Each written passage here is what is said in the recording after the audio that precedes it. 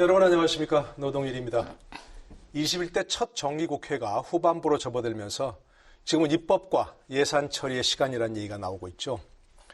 여야가 예산과 공수처 문제 등을 두고 신경전이 치열하기 때문에 얼마 남지 않은 일정 동안 과연 순항할 수 있을지 걱정이 드는 상황입니다.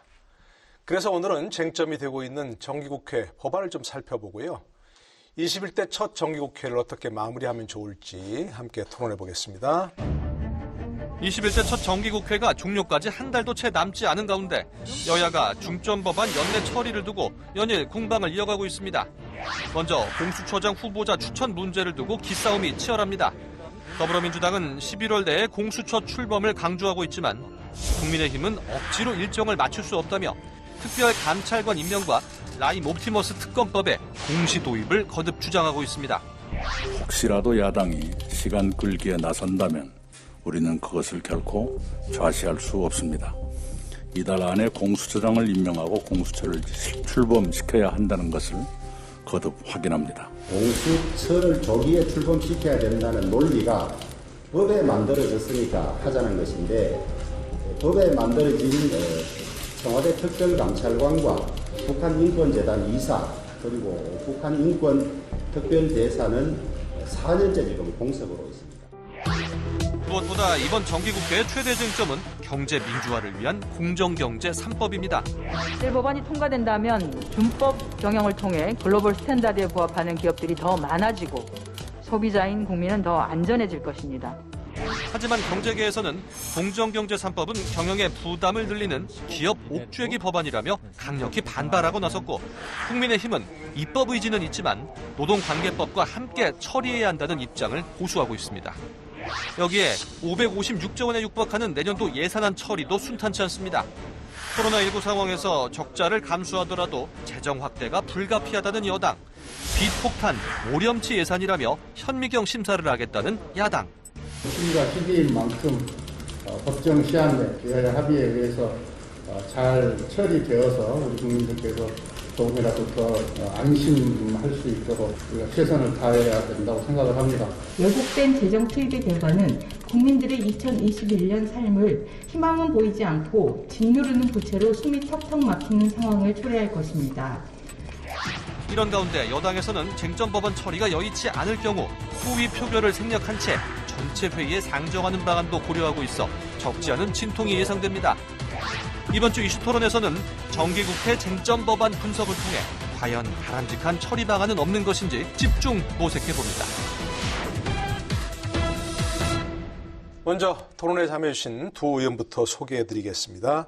전재수 더불어민주당 의원 나오셨습니다. 네, 반갑습니다. 네, 반갑습니다. 어서 오십시오.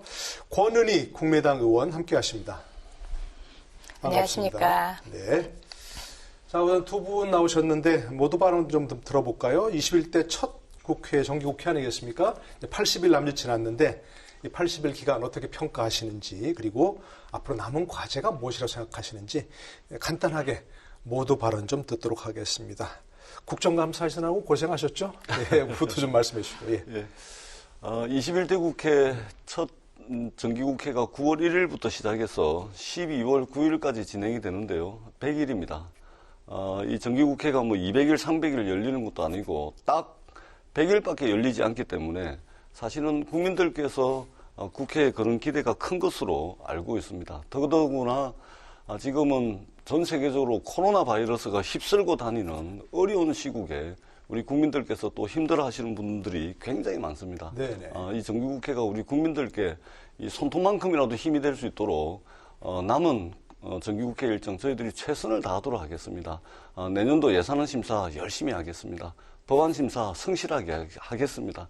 그래서 입법적 성과, 예산적 성과를 통해서 국민들께 힘이 되고 신뢰받는 국회의 모습을 만들어 나가는데 열과성을 다하겠다는 말씀을 드립니다. 네네. 각오를 좀 말씀하셨습니다. 힘있게.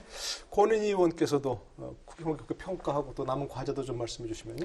네, 국정감사를 진행을 했습니다. 국정감사 기간에는 국회가 행정부를 견제, 감시하는 역할을 충분히 함으로써 국민들의 삶을 보살피는 그러한 역할을 해야 되는데 이번 국정감사에서는 그러한 역할이 아주 미흡하게 진행이 됐습니다.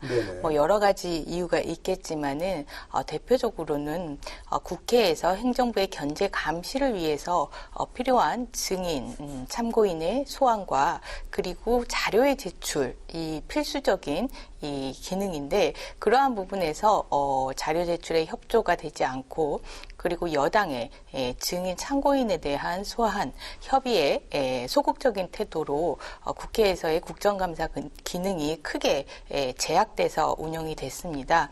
이런 부분들에 대해서 다시 한번 국민들께 사과의 말씀드리고 이제 남은 입법과 예산의 시간에서는 정말 코로나19에 많이 지쳐있는 국민들에게 조금이나마 위로가 될 수 있는 위안이 될 수 있는 그러한 국회 활동들을 보여드리기 위해서 노력하겠습니다. 네, 도움 말씀 들으니까 남은 기간 좀 국민들이 기대를 해도 되겠다는 그런 생각을 해보는데요. 자, 뭐 바로 쟁점으로 들어가죠. 지금 현재 공수처가 지금 11월 내로 출범하느냐가 지금 가장 큰 쟁점이죠. 민주당에서는 11월 내에 지금 출범해야 된다 이런 말씀이고 야당에서는 철저하게 검증해야 된다 이런 말씀을 하고 있는데 지금 어디까지 돼 있고 앞으로 어떤 쟁점이 남아 있는지 좀 말씀해 주시면요. 지금 아마 공수처장 후보 추천을 위해서 지금 여야 또 행정부에서 추천하신 공수처장 추천위원들이 민주당에서는 교황 선출 방식의 형식을 빌리더라도 끝장 토론을 하더라도 공수처장 후보를 추천할 수 있도록 저희들이 최선을 다하고 있습니다. 네. 국민들께서도 잘 아시겠지만 이 공수처 출범의 여야 간 대립과 갈등이 크게 다르셨습니다. 그럼에도 불구하고 저희들이 공수처를 추진할 수밖에 없었던 것은 적게는 국민 50%, 많게는 국민 70%가 공수처 설치에 찬성을 했고 그러한 국민들의 여망을 모아서 추진을 해왔던 것입니다. 네네. 안타깝게도 7월 15일 날 공수처가 출범하도록 법에 명기가 돼 있음에도 불구하고 지금 4달이 지났음에도 불구하고 공수처가 여전히 출범을 못하고 있습니다. 법은 발효가 됐는데도. 그렇습니다. 그래서 저희들은 좀 늦춰지긴 했습니다만 이 공수처가 하루빨리 구성이 돼서 출범을 해서 정말로 이게 국민들께서 바라는 대로 검찰개혁의 소망이 제대로 이루어질 수 있도록 최선을 다하겠습니다. 지금 어떻습니까? 지금 야당에서는 어떤 부분을 좀 문제 삼고 있는 그런 부분인가요? 뭐 철저한 검증을 얘기하고 계시는데. 네. 여당은 그 20대 국회에서 공수처법을 패스트트랙으로 처리했을 때와 지금이 전혀 변하지 않은 모습이라고 느끼고 있는데 지금 국민들께서 바라고 있는 공수처는 정치적 중립성과 독립성 그리고 수사의 전문성이 담보되어 있는 그러한 공수처의 출범을 원하고 계십니다. 그리고 더불어민주당은 공수처의 정치적 중립성과 독립성에 대해서 국민들을 향해서 그리고 야당을 향해서 야당의 비토권이 보장되어 있고 야당의 비토권으로 공수처의 중립성과 독립성은 보장된다라고 국민들께 약속을 드렸습니다. 그런데 지금 18일 수요일 공수처장 추천위원회 3차 회의에서 결정되지 않으면 법을 개정해서 야당이 보장받고 있는 비토권을 없애는 방법으로 공수처를 출범시키겠다라고 공공연하게 이야기를 하고 있는데 그것은 국민들에게 더불어민주당은 공수처의 정치적 중립성과 독립성을 없애고 출범시키겠다라고 얘기하는 것과 다름 아닙니다. 예, 공수처의 핵심 요소는 공수처의 정치적 중립성과 독립성을 보장하는 것이기 때문에 그에 대해서 훼손하는 그러한 취지의 그런 어떤 그 의사결정이나 국회에서의 활동들은 없어야 한다라고 다시 한번 강조드립니다. 네, 그 부분은 좀 이해하시면 법 개정이라도 하겠다 이렇게 지금 여당에서 얘기하고 있는데 제가 이제 한 말씀만 덧붙이자면 우리 권은희 의원님 말씀에 상당 부분 공감하는 부분이 있습니다. 그럼에도 불구하고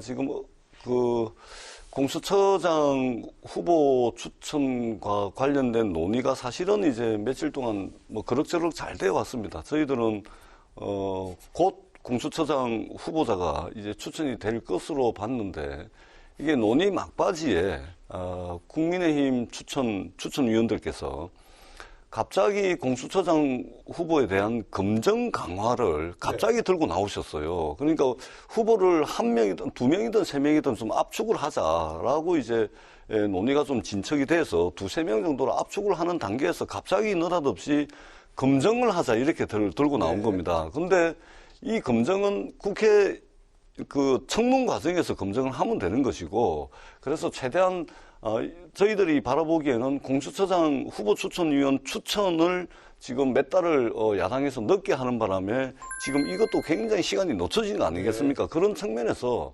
저희들은 인내했습니다. 그리고 인내했고 또 인내해 왔습니다. 더 이상은 인내를 하는 것이 의미가 없는 시간이 돼버린 겁니다. 그런 법사위에서 공수처장 후보가 제대로 좀 추천이 되지 못한다면 지금 법사위 법안소위에 이 법이 지금 회부가 돼 있습니다. 네, 개정안이 좀 올라가 그래서 저희들은 법을 개정을 했으라도 법정 출범일인 7월 15일 이걸 늦추긴 했지만 더 이상은 이번 정기국회에서 이걸 하지 못하면 이미 내년으로 넘어갑니다. 그러면 공수처 출범이 불명확하게 됩니다.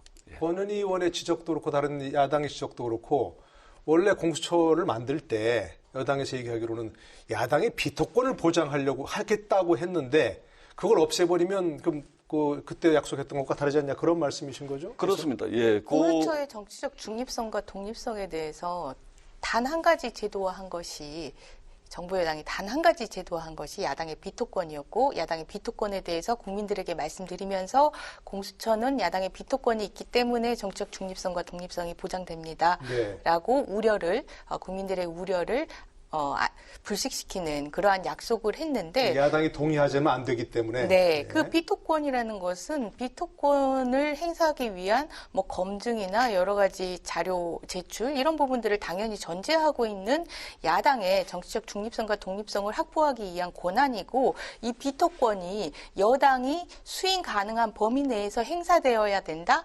이런 그 비토권이라는 것은 존재하지 않습니다. 여당이 인내라는 말을 쓰는데 여당의 인내로 이 부분이 이 제도 자체가 형해야되는 것은 그것은 뭐 설명할 수가 없는 그런 부분이고 이 야당이 가진 거부권은 다른 설명을 드릴 필요 없이 이 공수처의 유일한 정치적 중립성, 독립성의 보장 방안입니다.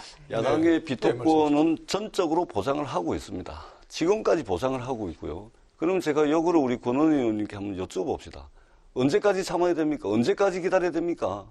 그 부분을 언제까지 기다려야 되죠? 더불어민주당이 국민들께 했던 설명으로 제가 답변을 드리면 야당이 동의하지 않은 한은 공수처장은 임명될 수도 없습니다. 이렇게 더불어민주당이 국민들께 설명을 드렸던 부분이고 그것이 야당의 비토권이고 그러한 야당의 비토권이 있기 때문에 공수처의 정치적 중립성과 독립성은 걱정하지 않으셔도 됩니다. 이렇게 국민들께 설명을 드렸던 내용입니다. 네. 제가 좀 말씀드려볼까요? 그러시죠. 예. 공수처의 정치적 중립성, 독립성의 문제는 그 어떤 가치와도 바꿀 수가 없는 것입니다. 네.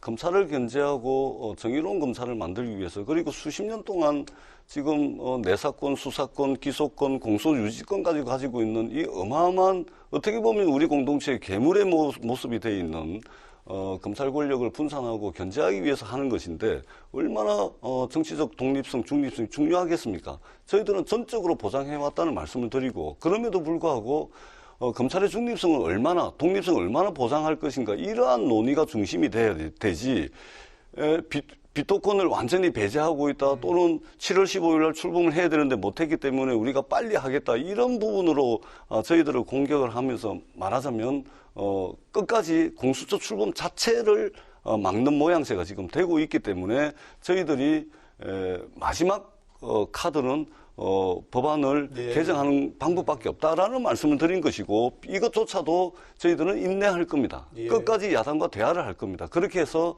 공수처의 정치적 중립성과 독립성을 철저하게 보장하도록 하겠습니다. 알겠습니다. 그 더불어민주당이 공수처와 관련해서 여러 제도적 방안들에 대해서 패스트트랙 통해서 처리하는 과정에서 전혀 수용하지 않았습니다.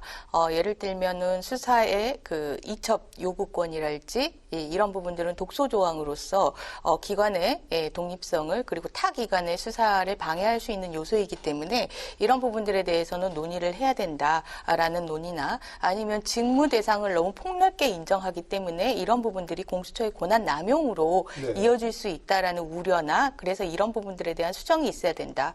그리고 기소와 수사를 동시에 주는 것이 현행의 검찰 개혁의 방향성과는 맞지 않다. 그렇다면 수사는 공수처가 하되 기소는 국민 배심원으로 구성된 국민 배심원단에서 기소 여부를 결정하도록 하자라는 그러한 보완 제도나 이런 부분들을 하나도 받아들이지 않고 오직 하나 비토권만을 인정했고 이 비토권이 있기 때문에 공수처는 정치적 중립성, 독립성이 있다라고 했는데 지금에 와서 그렇다면 비토권에 대해서 공수처의 출범을 지연시키는 요소로 작용하기 때문에 이 부분에 대해서 다시 논의해야 된다라고 한다면 다른 수정안에 대해서 독소 조항들이나 다른 보완 제도에 대해서 함께 논의를 해야지 왜 그것만 다시 콕 집어서 개정안에 넣으려고 하는 건지 그것 자체가 의도 자체가 중립성, 독립성을 훼손하려는 의도가 있다 이렇게 보여집니다. 네, 알겠습니다. 하여튼 그 이제 그 문제는 이제 한 말씀만 제가 정리해서 이제 한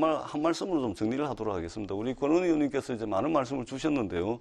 저희들 명심하겠습니다. 다만 주신 말씀들이 공수처 출범 자체를 막으려는 그런 의도는 아니었으면 좋겠고 공수처 출범 자체가 출범 자체를 하지 못하는 그런 결과가 낫지 않기를 바란다는 말씀을 드리겠습니다. 그러면은 이미 추천 짧게 말씀하시면 짧게 말씀하신 대로 그 야당에서도 그런 공수처의 그 여러 가지 보완해야 될 내용, 보다 중립성을 업무의 그 객관성을 높이기 위한 보완된 내용들로 한 개정안을 제출을 했으니 함께 병합해서 그 부분에 대해서 전체적으로 살펴서 공수처의 제도적 중립성과 독립성을 어느 정도 보장하고 그리고 지연 출범을 막는 부분도 함께 보완하는 그런 부분이 검토됐으면 합니다. 알겠습니다. 그러니까 뭐 지금 추천위원회가 구성이 되어서 논의하고 있으니까 추천위원회에서 후보자 추천도 잘 하고 그리고 말씀하신 여러 우려 조항에 대해서 함께 개정 논의도 하고 이렇게 좀 됐으면 참 좋겠다는 생각입니다. 국민의힘에서 개정안이 나와 있습니다. 병합 심사하겠다는 것이 저희들의 생각입니다. 네, 심사하면 함께 병합 심사를 해야 되겠죠. 알겠습니다. 그 부분은 이제 공수처는 이렇게 좀 넘어가도록 하고요. 잘 뭐 이렇게 되어진다면 절차가 순적하게 이루어진다면 이런 우려도 나오지 않겠지요. 근데 또 이제 뭐 두 번째 쟁점이 이제 공정경제 3법입니다. 과연 이게 기업을 옥죄는 법이다 이렇게 얘기하기도 하고요. 뭐 상법, 공정거래법, 금융그룹감독법 제정.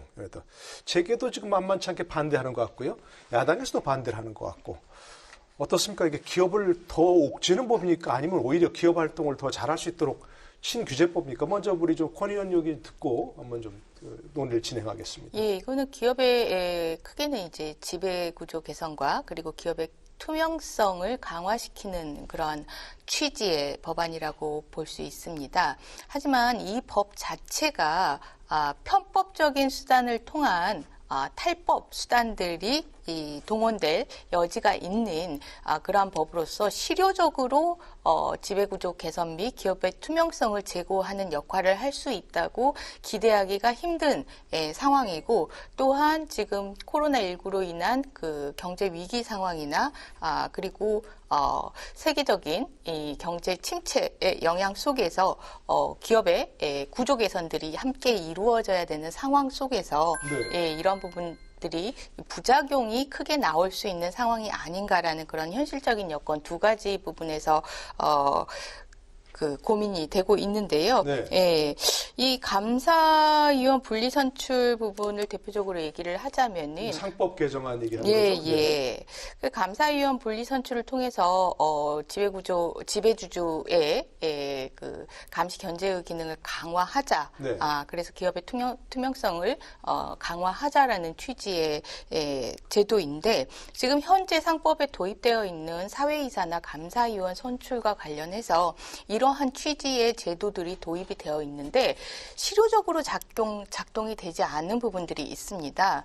예컨대 그 사회이사와 관련해서 사회이사가 이해관계가 있는 경우에 사회이사 자격을 제한하거나 상실하는 그러한 규정들이 있는데 네. 그럼에도 불구하고 현재 한 연구소의 이 분석 결과에 따르면은 이 이해관계 있는 사회이사가 20% 이상을 차지하고 있고 감사의 경우에는 훨씬 더 높아서 30%대 후반에 이해관계 회사와 이해관계가 있는 그런 감사가 선임되어 있는 상황입니다. 근데 이를 방지할 수 있는 상법의 규정이 있음에도 불구하고 그 규정들을 충분히 실현해내지 못함으로써 이런 독립성이 보장되지 못하고 그래서 독립성을 기반으로 한 기업 경영의 투명성 부분이 강화되지 못하는 그러한 현실이 있기 때문에 제도적인 고민을 하기에 앞서 지금 현재 있는 제도가 현실에 구현되지 않는 부분에 대해서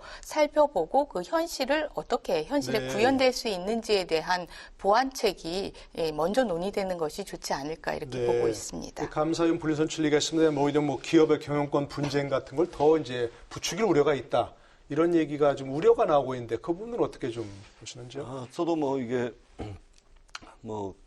상법이라든지 공정거래법이라든지 또는 금융그룹 이제 감독법이라든지 상당히 이제 우리 국민들께서 이 방송을 지금 청취하고 계시는 국민들께는 상당히 생소한 부분이고 또 어떻게 보면 이제 상당히 전문적 영역의 소재라고 할 수도 있겠습니다. 그렇습니다. 다만 지금 기업들이 저희가 이제 이번 정기국회 공정경제 3법으로 이제 네이밍을 해서 지금 이제 처리를 하려고 하는 이 공정경제 3법, 상법과 공정거래법, 금융그룹 감독법 이 법은 적어도 이제 우리 시장의 공정성을 더더욱 확보하고 또 고질적인 우리 경제의 문제였던 총수 리스크를 회피하는 것뿐만 아니고 기업의 가치를 제고할 수 있는 오히려 그런 법이다. 그래서 지금 재계에서 우려하듯이 이 공정경제 3법이 아니고 기업 옥죄기 3법이다. 기업 제재 3법이다. 이렇게 말씀하시는 것은 과도한 마케팅이라는 말씀을 드리고 실제 통계를 보더라도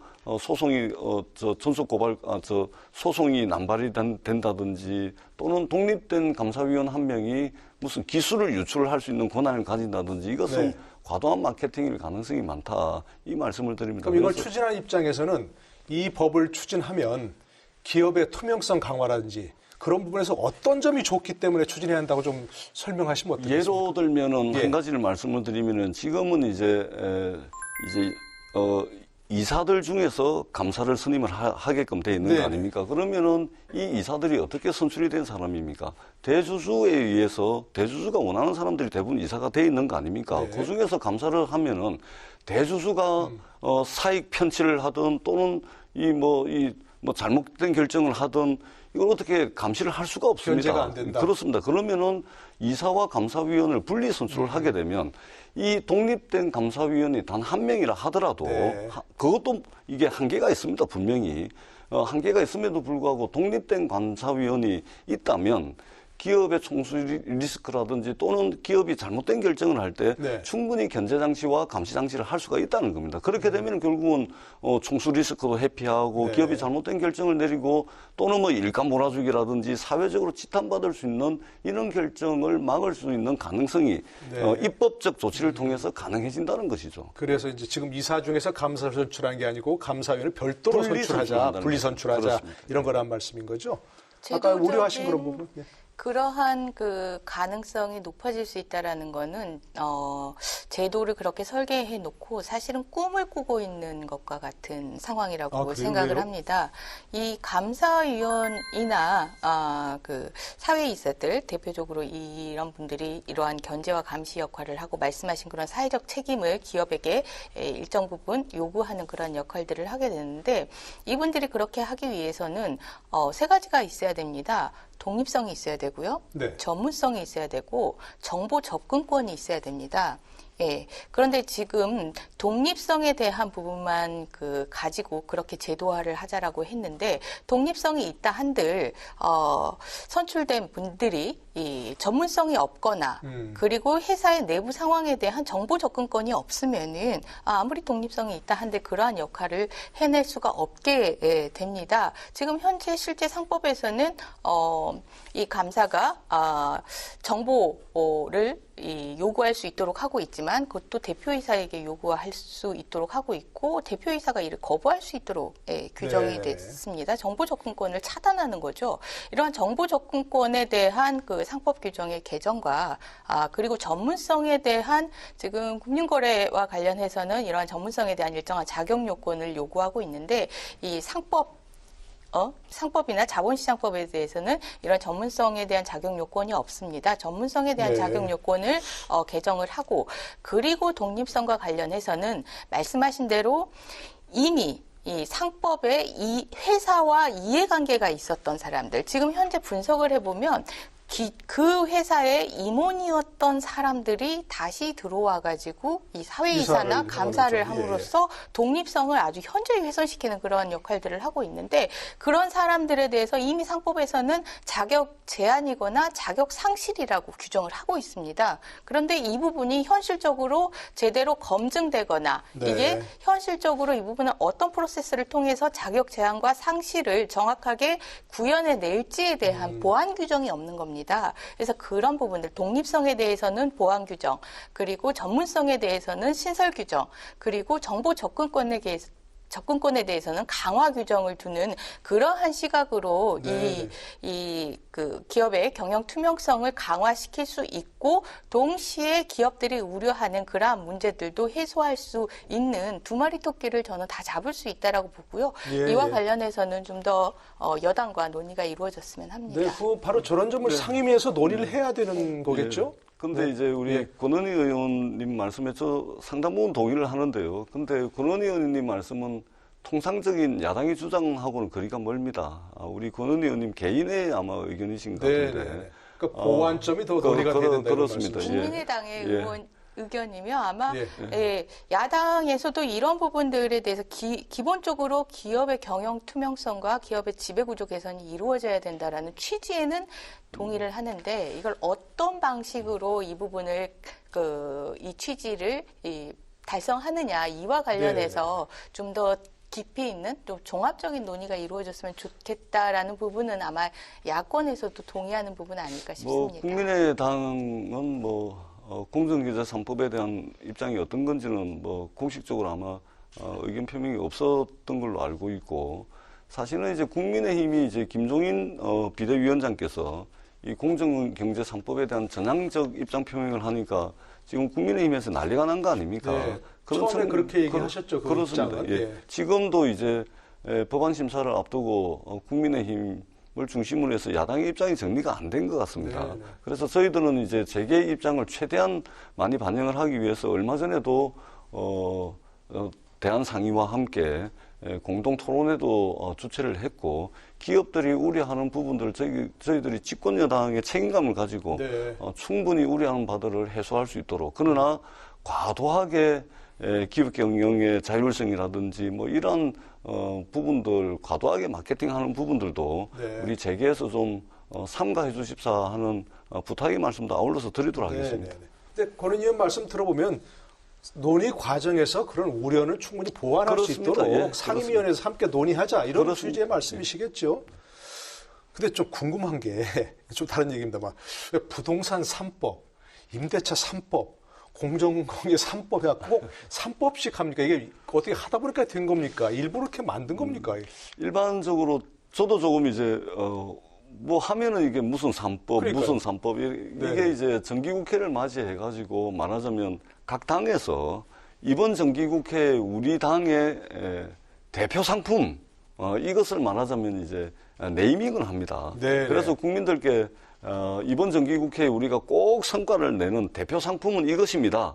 이것을 이제 패키지로 묶어서 이제 말씀을 드리다 보니까 공정경제 3법, 이렇게 이제 말씀을 드린 거죠. 그것은 이제 정기국회에 임하는 각 당의 그래서 고민의 결과물로 네. 그렇게 봐주시면 그리고 또 일종의 네이밍인데 국민들께서 보시기에도 외우기 쉽습니다. 네. 공정경제 3법 하면 외우기도 쉽죠. 네, 네. 예. 그런데 네이밍과 관련해서 한 가지 야당의 입장에서 부탁드리고 싶은 것이 네. 이 네이밍이 국민들에게 이게 어떠한 법이다라는 걸 쉽게 직관적으로 이제 알려드리기 위해서 네이밍하는 것까지는 그 정당의 홍보 활동이고 정당 활동을 알리는 방법으로서 아주 좋다라고 생각을 합니다.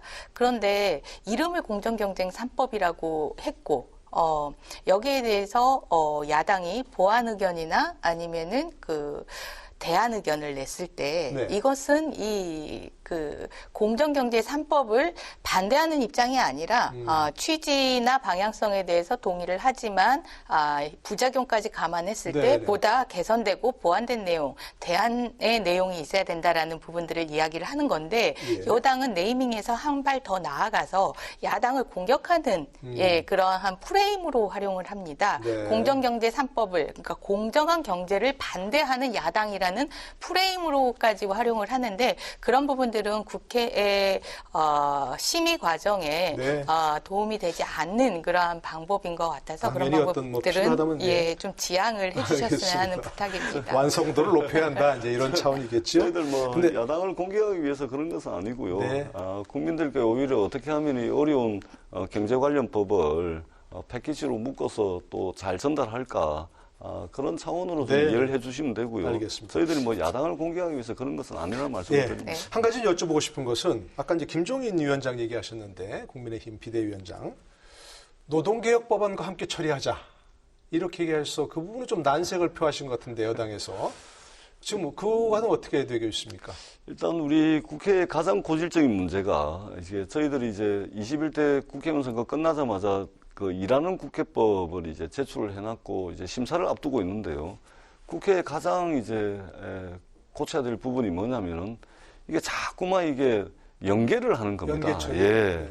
네. 법안과 예산을 연계한다든지 예산과 법안을 연계한다든지 이 사안과 저 사안을 연계한다든지 뭐 이런 겁니다. 그래서 뭐 김종인 위원장의 의도는 뭐 모르는 바는 아니지만 우리가 순서대로 급한 대로 연계하지 말고 그렇게 좀 처리를 하는 게 맞지 않을까. 네. 그리고 김종인 위원장께서 또 평상시 생각해 오시던 거기 때문에 네.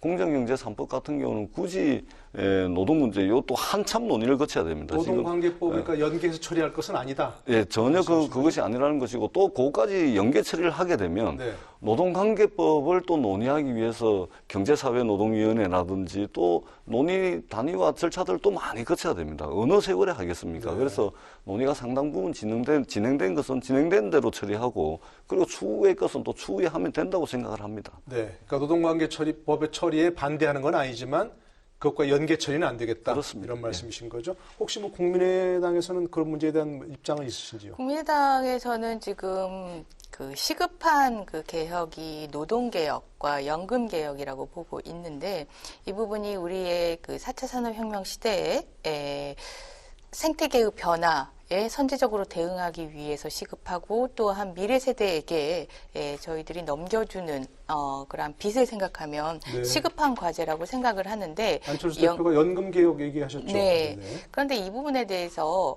여당이 선택적으로 여당이 하고 싶은 것은 시급한 안건으로 처리를 하고 여당이 처리하고 싶지 않아 하는 것, 쉽게 말해서 표에 도움이 안 되는 개혁과 관련해서는 이 부분에 대해서 오히려 지연하는 그리고 안건에조차도 아예 올리지 않는 그런 모습을 보이기 때문에 연계하자라는 부분이 아니라 네. 국가 전체적으로 필요한 부분에 대해서는 유불리를 따지지 말고 국회에서 다 다루자 이러한 제안이고 네. 그러한 제안을 그것 역시 시급한 법안이다. 그렇죠. 그러한 제안은 정부 여당에서 받아서 네. 지금 국가에서 우리 현재 상황에서 필요한 개혁 과제들은 유불리를 떠나지 말고 국회에서 함께 논의가 진행되었으면 합니다. 노동관계법이나 연금개혁법은 별로 표가 도움이 안 되는 건가요?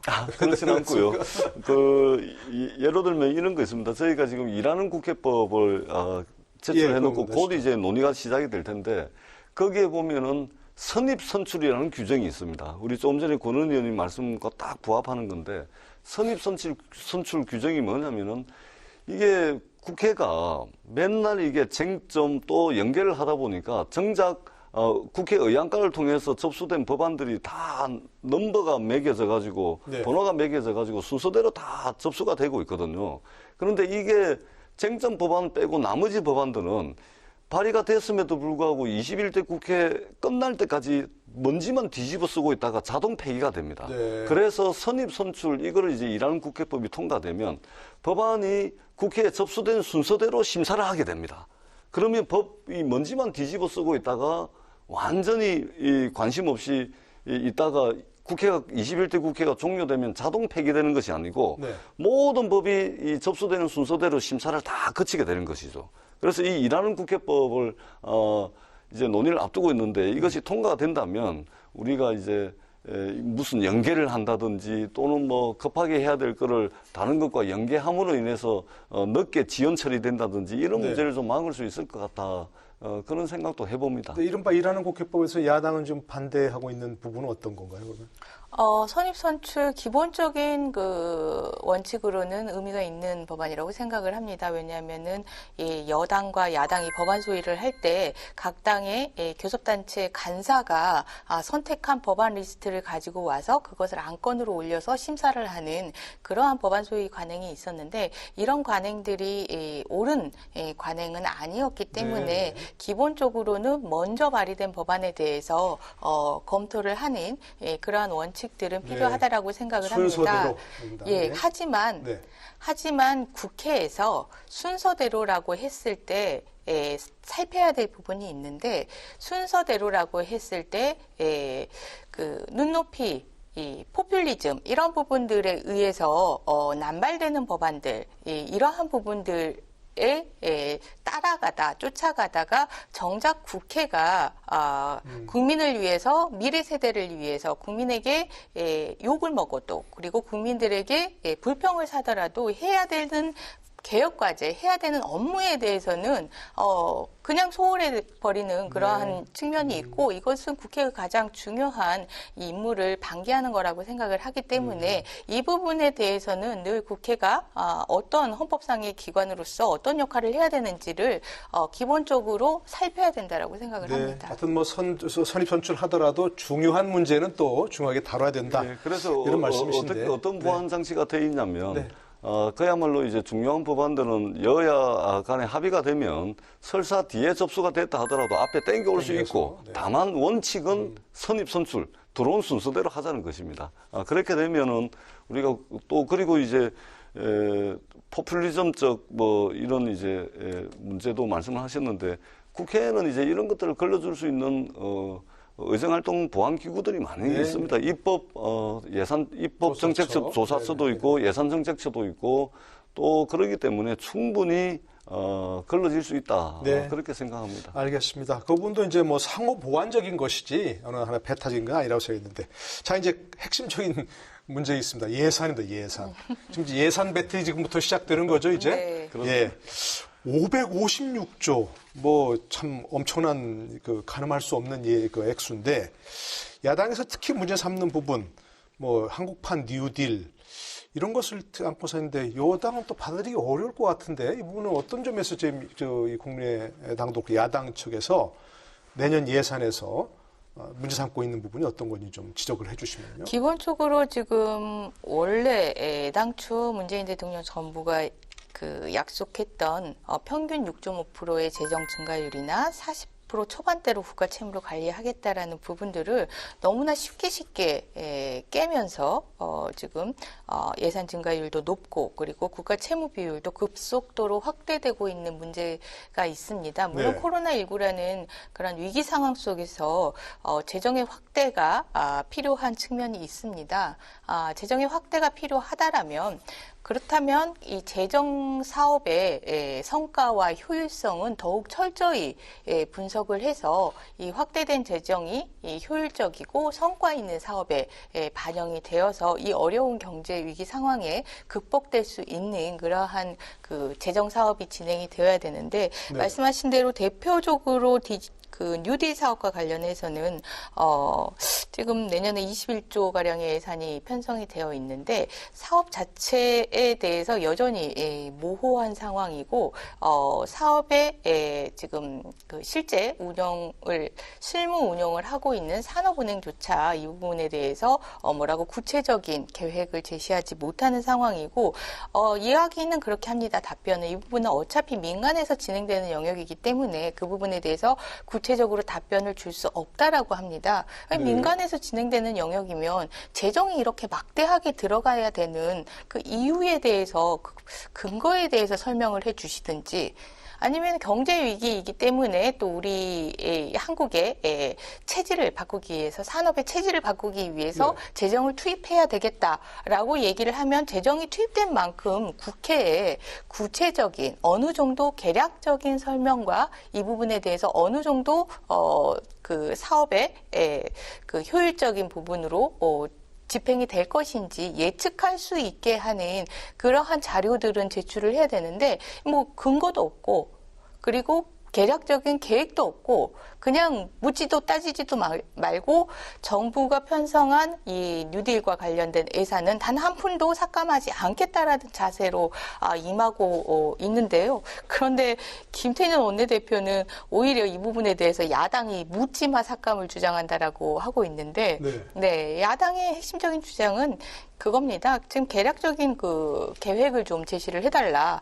그래서 예측 가능하게 좀 해달라라는 부분이고, 그래서 재정을 우리가 투입하는 부분들에 대해서 하는 것이 그것이 국회 심의이니까 국회 심의를 할 수 있게 해달라라는 부분이고, 그리고 또한 기존의 이 금융위원회에서 여러 가지 펀드 조성을 했는데 그 펀드가 지금 실제 운용이 되지 않아서 막대한 금액이 투자 여력이 남아 있는데 이 부분을 먼저 활용하거나 이 부분에 대한 어떤 계획이 없이 또 다른 형식의 이러한 국가에서 실제적으로는 관제펀드라고 저희는 부르고 있는데요. 관제펀드를 이렇게 묻지도 않고 따지지도 않고 만드는 것은 그건 국회 심의 과정에서 용납하기 힘든 것이다 이렇게 보고 있습니다. 알겠습니다. 거기까지 듣고요. 우리 전 의원님의 좀 반론을 좀 들어야겠습니다.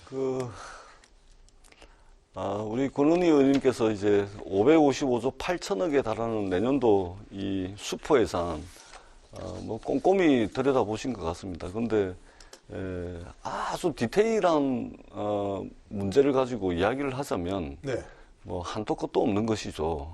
그렇기 때문에 내년도 편성된 555조 8천억에 대해서 제가 이제 간단하게 좀 말씀을 드리면은 200년 전에 우리가 패스트가 있었습니다. 100년 전에 스페인 독감이 있었죠. 그리고 지금 저희가 이제 전 세계를 코로나19 바이러스가 휩쓸고 다니고 있습니다. 이 시대가 코로나 이전과 이후가 완전히 변할 거라고 이야기를 하고 있지 않겠습니까?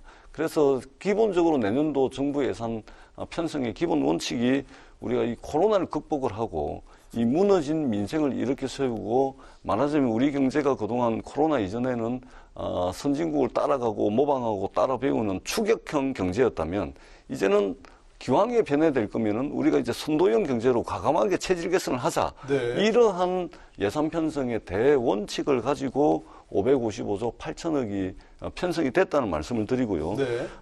우리 국민들께서 이제 관심이 있으실 텐데, 예를 들면은 복지 일자리는 전년 대비 10.7%, 19조 4천억 정도가 정액이 됐고요. R&D 예산도 중요하죠. 12.3%. 그 다음에 국방 예산 같은 경우도 2조 7천억, 5.5%가 늘었고, 환경이라든지 SOC도 두 자리 숫자 이상의 예산을, 많이 편성했다는 말씀을 드리고, 그리고 이것을 통해서 저희들이, 빠르고 강한 경제 회복을 이뤄내고, 그리고 미래 성장 동력도 여전히 확보하면서 국민들의 안전, 그게 삶의 질을 개선시키는 이러한 예산으로 소중하게 쓰여질 것으로 저희들은 기대를 하고 있습니다. 다만 주호영 원내대표께서 대통령께서 국회 내년도 예산안 시정연설을 하시자 마시자 어떤 말씀을 하시냐면 한국판 뉴딜 예산 50% 삭감하겠다. 아니, 삭감하는 건 좋습니다. 야당의 본연의 역할이죠. 그러나 시정연설 끝나자마자 도대체 예산을 어떤 것 제대로 보지도 않고 그냥 무작위로 50%를 삭감하겠다. 이래버리면 네. 이래가지고 이게 국가 예산이 제대로 편성이 되겠습니까? 집행이 되겠습니까? 50% 삭감이라는 근거가 없는. 그렇습니다. 거였습니다. 보지도 않고 그냥 시정연설 끝나자마자 그렇게 말씀을 하십니다. 네. 그래서 그러지 마시고 정말로 우리가 지금 이 시점에서 국가 재정이 어디에 배분되는 것이 효율적인가? 그리고 국민들 삶에 도움이 될 것인가? 선도형 경제로 치고 당연히 나가는데 도움이 될 따져봐야겠죠. 것인가? 네. 따져보는 것이 우선이라는 근데 아까 이제 말씀을 꼭 권 드리고 의원님의 싶습니다. 지적은 뉴딜 그 예산이 21조입니까? 기본적인 근거도 계획도 없이 제출됐다 이런데 그 부분은 어떻게 좀 그렇지가 반론하시죠? 않습니다. 우리 권은희 의원님께서도 저와 같은 이제 정무위 있으시죠? 계신데 이제 질의 산업은행장을 대상으로 질의하는 것도 제가 들었는데요. 산업은행이 출자하는 것이 한 6천억 정도 되는데 네. 야당에서는 지금 이 6천억의 뉴딜 펀드를 30% 정도 한 2천억 정도로 삭감을 해야 되겠다 해서 정무위원회 예산안이 아직도 상임위를 통과하지 못하고 대부분의 상임위는 오히려 정부에서 제출한 예산보다 무려 11조 원을 정액을 해가지고 지금 예결위로 다 넘겨놨는데 그렇습니까? 우리 정무위만 지금 산업은행 출자하는 6천억을 합의를 못해가지고 네. 30% 삭감을 해야 되겠답니다. 그런데 이건 뭐냐면 산업은행이 이것을 지금 디테일하게 할 수가 없는 게 뭐냐면은 어느 기업이 부실화될 줄 모릅니다. 그것들을 대비를 해가지고 출자를 해놓고 그것을 시드머니로 가지고 있다가 네. 말하자면 부실화된 기업을 인수를 해가지고 좋은 기업을 만들 수 있는 곳에 이제 인수 자금으로 쓰는 것이죠. 현재는 구체적인 근거를 그렇습니다. 제시할 수가 그리고 없다 현재로서는. 통상적으로 이런 형식의 펀드들은 예산을 편성을 해놓으면 4년, 5년에 걸쳐서 집행이 되는 겁니다. 그런데 지금 30% 삭감을 해버리자. 이것은 말이 안 되는 것이죠. 네, 그리고 이전에도 이렇게 예산 심사를 해왔다는 말씀을 드립니다. 네네. 권 의원님께서는 이 부분에는 어떻게 좀 대안 반론이 있으신지요? 기본적으로 이번 예산의 개념이 이 정부 여당에서는 이 선도형 경제로 전환하자라는 취지의 예산이라고 하는데 이 예산에 실제 편성된 내용은 선도형 경제로 전환하는 사업이 아니라 매해 계획에 따라서 진행되었던 그런 인프라 사업, 디지털 인프라 사업이나 교통망 인프라 사업 이런 것들을 내년 1개년도에 수개년도에 지금 계획에 따라서 진행되는 부분들을 내년 1개년도에 다 집행해버리겠다. 네. 이런 취지에 불과하고 이런 예산의 사업 내용으로는 저희들이 선도형 경제로 전환하는 그런 예산 집행 내용이 전혀 될 수가 없습니다. 그리고 뭐 R&D 사업에 얼마 투자한다, 뭐 R&D에 투자한다라고 했을 때 또 디지털에 얼마 투자한다라고 했을 때 예산 편성을 했을 때 이 디지털과 이 R&D가 주는 그런 개념에서 비롯되는 그런 어떤 경제 전환의 기대감이 있을 수는 있습니다. 그런데 실제 지금 국회에서 매해 지적되는 내용들이 이러한 그 R&D 사업 투자가 우리나라가 전 세계 1위에 지금 투자를 하고 있는데 네. 투자 액수에서 그렇습니까? 예. 네. 실제 이 투자된 내용이 R&D가 좀 우리 경제와 우리 그 산업에 미칠 수 있는 좀 선도할 수 있는 부분에 대해서 인내심을 가지고 네. 그리고 오히려 좋은 기술일수록 혁신적인 기술일수록 실패 가능성이 높지 않습니까? 그런 부분들에 대해서 인내심을 가지고 기술에 대한 평가 기준만을 도덕적으로 가진 채로 좀 끈기 있게 진행을 해야 되는데 네. 실제 R&D 집행에 그렇게 많은 액수를 예산을 편성을 함에도 불구하고 우리가 혁신 기술을 그렇게 지금 4차 산업혁명 시대에 혁신 기술에 있어서 많이 뒤처진 이유가 실패 가능성이 없는 부분에 대해서는 책임이 두려워서 이 R&D 예산이 실제 지원이 안 되는 겁니다. 네. 이런 현장에서의 문제점을 살펴가면서 정말 말씀하신 대로 선도형 경제로 전환하기 위한 꼼꼼한 예산 사업이 필요하고 국회의 예산 심의가 그래서 네네. 필요한 것이고 그리고 아까 주호영 원내대표가 대통령 시정연설 끝나자마자 그런 얘기를 했다. 그게 어떻게 끝나자마자 그런 얘기를 하는 게 그냥 정쟁으로 이 부분을 삭감하겠다는 막무가내 주장 아니냐라는 취지로 말씀을 하셨는데 그 국정감사 이 기간 동안 각 상임위에서 이 예산과 관련돼서 또 뉴딜 펀드와 관련돼서 이러한 문제점들을 살펴보고 정부를 상대로 지적하고 자료 제출을 요구하고 했던 과정들이 있었고 네. 그 결과를 가지고 얘기를 한 내용이기 때문에 이 부분에 대해서 그런 단순한 묻지마 그러한 삭감 요구다라고 얘기할 수는 없는 상황인 것 같습니다. 제가 한 예, 말씀만 말씀하시죠. 보태도록 하겠습니다. 국민의당이 언제부터 국민의힘을 두둔했는지 모르겠습니다. 네, 근데 뭐 야당이니까 또 야당의 입장을 제가 뭐 국민의힘을 야당이라 이제. 두둔하는 게 아니라 네. 여당이 그 야당에 대해서는 좀 존중하고 저런 부분들을 저런 문제점에 문제의식을 느끼고 있구나라는 부분에 대해서 좀 무게 있게 네. 좀 받아들여지고 그러면서 국회에서 심의가 이루어질 수 있다라고 생각하기 때문에 그런 좀 아량 있는 여당의 태도 이런 부분들이 좀 기대를 해보면서 제가 말씀을 드린 겁니다. 명심하겠습니다. 저도 좀 말씀을 드리자면 야당이 늘 문제 제기하고 또 뭐 삭감 주장하고 하는 것은 본연의 역할입니다. 네, 존중합니다. 그런 측면에서 이제 명심하겠다는 말씀을 드리고 다만 이제 오해를 하고 계신 게 1920년대, 30년대 미국의 대공황이 이제 벌어졌을 때 말하자면 뉴딜이 이제 도입이 됐던 거 아닙니까? 그렇죠. 그렇습니다. 네. 그런데 그때 미국 정부에서 뉴딜을 추진할 때도 어떤 뉴딜이라 그래서 어떤 새로운 신산업이 뭐 하늘에서 떨어지는 것이 아닙니다. 네, 예, 기존에 있던 사업들을 더 고도화시키고 집중화시키고 해가지고 그 위기를 돌파하는데 말하자면 패키지로 묶고 예산으로 지원하고 그러면서 새롭게 발굴되는 사업들을 끼워 넣는 형식으로 미국의 뉴딜이 진행돼 왔던 거 아닙니까? 네. 지금 우리나라도 마찬가지입니다. 한국판 뉴딜로 해서 21조 원의 예산을 편성을 했는데 야당은 자꾸만 이전에 하던 사업을 와 뉴딜이라 하노 이렇게 하면서 공격을 하는데요. 이 뉴딜이라 그래가지고 어느 날 갑자기 하늘에서 뚝 떨어지는 것이 아닙니다. 지금 하고 있던 것들을 카테고리로 묶고 하다 보면 또 성과 나오는 것들을 새로운 것들을 발굴을 하고 거기에 또 정부가 예산을 넣어서 시장을 키우고 만들고 생태계를 만들고 이렇게 하는 거 아니겠습니까? 새로운 성과를 이제 그렇습니다. 도출해서 예. 말씀이시죠? 그래서 네. 미국판 뉴딜을 보더라도 그러한 과정을 겪어왔고 우리도 그러한 과정을 겪고 있습니다. 그리고 예를 들면은 데이터 댐을 건설한다든지 지능형 정부를 만든다든지 그다음에 상하 수도부터 시작을 해가지고 전기라든지 SOC를 디지털화 한다든지 이런 것은 완전히 한국판 뉴딜로서 새롭게 추가된 사업들이죠. 네. 이런 것들을 통해 가지고 기왕에 우리가 경제 체질을 바뀌고 기왕에 코로나19 이후에 세상에 대응을 한다면은 추격형 경제에서 선도형 경제로 나아가는 그 이제 디딤돌 단계를 우리가 넘어가고 있다. 이렇게 평가를 하셔야지 이전에 하던 걸 다 끌고 못 와가지고 뉴딜이다. 이렇게 이제 공격하시는 것은 이 뉴딜에 대한 일정한 오해 때문에 이제 그런 것이 아닌가 생각을 합니다. 그나마 전 의원께서도 말씀하셨지만 지적하고 삭감하고 하는 건 야당의 어떤 임무라고 하셨으니까 합리적인 부분에서는 당연히 그렇게 해야 된다는 그렇습니다. 그런 예, 말씀이시겠죠. 지적해야 되고. 지금 지적해야 될 부분 중에 하나가 또 그런 것들입니다.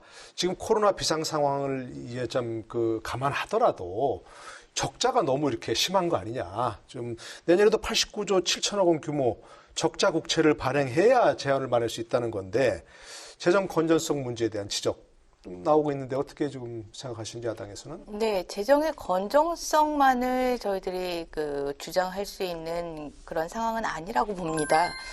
말씀드렸다시피 이 코로나19로 인해서 그 전부터 저성장으로 인한 또 정부 정책의 여러 가지 급격한 최저임금 인상이나 그다음에 소득주도 성장 뭐 이러한 정부 정책의 실패로 사실 경제 구조의 침체가 온 상황에서 코로나19까지 덮치면서 더욱 급격한 이 민생의 침체 현상이 일어나고 있는 상황입니다. 그러게요. 예, 이러한 민생의 침체 현상에서 재정의 건전성만을 주장할 수는 없고 재정의 확장적인 재정의 역할에 대해서 분명히 필요하다라고 인식을 하고 확장적인 그 부분은 재정이 동의하시는군요. 어느 정도 필요하다라고 동의를 합니다. 하지만 제가 말씀드렸다시피 이 상황이 이렇게 어렵기 때문에 어쩔 수 없이 확장적으로 재정을 운용해서 일정 부분 역할을 해야 되는 상황이라면 이 확장적인 재정의 사업을 또 꼼꼼히 따져서 이 성과와 효율성을 분명히 짚어내야 되는 부분인데 지난해 또 올해 여러 번 추경 편성을 했지만 추경의 뭐 집행률을 따져도 그렇고 추경에 들어가 있는 사업들도 그렇고 이 시급하지 않는 본 예산에 의해서 처리될 수도 있는 사항을 추경에서 시급하게 아주 급한 상황이다 해서 올리고 결국은 뭐 집행률은 떨어지고 뭐 이런 부분들이 너무 지금 그 재정을 방만하게 운용하고 있는 부분이 여러 요소에서 지금 보이기 때문에 그 부분에 대해서 정부 여당은 정말 심각하게 성찰을 해야 되지 않나 이 부분을 요구를 하고 싶습니다. 교수님께서도 말씀하시겠습니다. 우리 교수님께서 뭐 그렇게 물으신다면 네. 그럼 언제 나라와 정부가 적자 국채 발행을 합니까? 저는 바로 이 시점이라고 생각을 합니다. 비상시국이니까 그렇습니다. 말씀이신가요? 네. 미국만 예로 들어도 제가 통계 수치가 확실한지는 모르겠습니다만은 코로나 이후에 지금 2,000조 이상의 말하자면 긴급 재정을 운영을 하고 있는 거 아닙니까? 이미 시장에 투입을 한 거 아니겠습니까?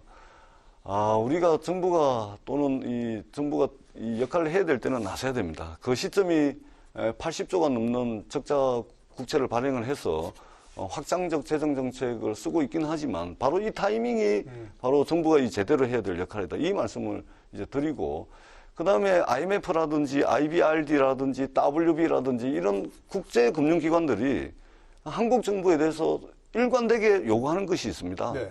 아니 당신들 정부가 말이야 재정 건전성이 그렇게 건전한데 아니 왜 확장적 재정 정책, 적극적 재정 정책을 모색하고 하지 않느냐? 끊임없이 국제금융기관들이 기구들이 한국 정부에 요구를 해왔던 사항입니다. 그렇습니다. 네. 그렇기 때문에 조금 좀 과해 보이더라도 이 시점이야말로 정부가 나서서 이 위기를 극복하는 그 마중물이 되는 역할을 해야 된다. 이런 측면에서 확장적 재정 정책, 적자 국채 발행의 문제는 충분히 이해하고 넘어갈 만하다.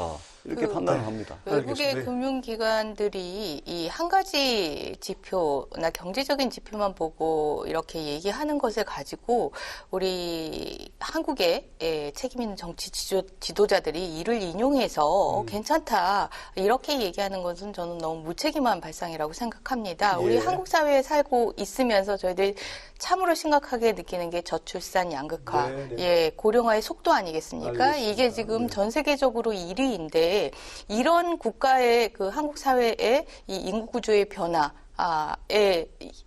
구조의 변화를 고려를 한다라면 그러한 단순한 지표를 가지고 괜찮다라고 위안을 삼기에는 상당히 위험한 상황이고 정치 지도자라면 보다 책임 있는 그런 시각을 가지고 접근을 해야 된다고 생각합니다. 죄송합니다. 짧게 말씀하시면 그 IMF라든지 WB, IBRD는 금융시장에서 이윤을 추구하는 금융기관들이 아닙니다. 전 세계적인 어떤 금융위기라든지 이런 것들을 선제적으로 감독도 하고 조언도 하는 그런 기구라는 말씀을 드리고요. 그럼에도 불구하고 대한민국의 국가 채무 비율은 상당히 건강하다. 걱정 안 하셔도 된다. 이 말씀을 끝으로 드리도록 하겠습니다. 알겠습니다. 뭐 재정은 동원하는 게 필수적이지만 필요하지만 방만해서는 안 된다. 이것도 뭐 주의를 기울여야 되겠죠. 알겠습니다.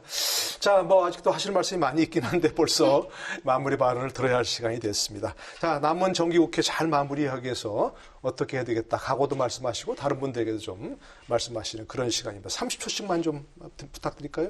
우선 권 의원님부터. 네, 그 남은 정기국회 마무리가 잘 되기 위해서는 국회의 기능과 역할이 정상화가 돼야 된다라고 생각을 합니다. 국회에서 활발하게 심의를 벌이고 토론하고 그리고 협의해서 합의해서 처리하는 그러한 그 기능과 역할이 정상화되어야지 국회가 우리 국가에게 꼭 필요한 일들을 해낼 수 있다라고 생각을 하고 국가에게 필요한 개혁이라면 시급한 개혁으로서 국회에서 책임감을 가지고 다룰 줄 아는 그런 국회의 역할을 다 해야 된다고 생각합니다. 예, 알겠습니다. 전재수 의원님께서 마무리 발언 부탁드릴까요? 이제 정기국회가 얼마 남지가 않았습니다. 21대 국회 첫 정기국회에 저희들이 열심히 일해서 입법 예산적 성과를 반드시 내도록 하겠습니다. 그리고 이 국회가 또는 정치가 국민들께 희망은 되지 못할지언정 최소한의 위로는 될 수 있도록 열과성을 다해서 노력하겠다는 말씀을 드립니다. 내년도 558조 555조 8천억에 달하는 예산 심사 잘 알겠습니다. 산더미처럼 쌓여있는 민생 법안들 저희들 열심히 심사하겠습니다. 그렇게 해서 입법 예산적 성과를 가지고 국민들께 손톱만큼이라도 힘이 될 수 있도록 열과성을 다하겠다는 다짐의 말씀을 끝으로 드리겠습니다. 네, 두 분의 각오시기도 하고 또 국회 전체의 각오이기도 하겠습니다. 알겠습니다. 네, 오늘 함께해 주신 두 분 감사드립니다. 수고하셨습니다. 네, 고맙습니다. 네. 21대 첫 정기국회 일정이 정말 얼마 남지 않았습니다. 논란이 있는 쟁점들 때문에 이번에도 역시 급히 처리해야 될 민생 법안이 뒷전으로 밀린 건 아니냐 이런 우려가 나오는데요. 여야 정치권이 좀 협력해서 앞으로 남은 시간 의미 있게 써주시길 기대해 보겠습니다. 오늘 여기까지입니다. 저는 다음 이 시간에 다시 찾아뵙겠습니다. 여러분 고맙습니다.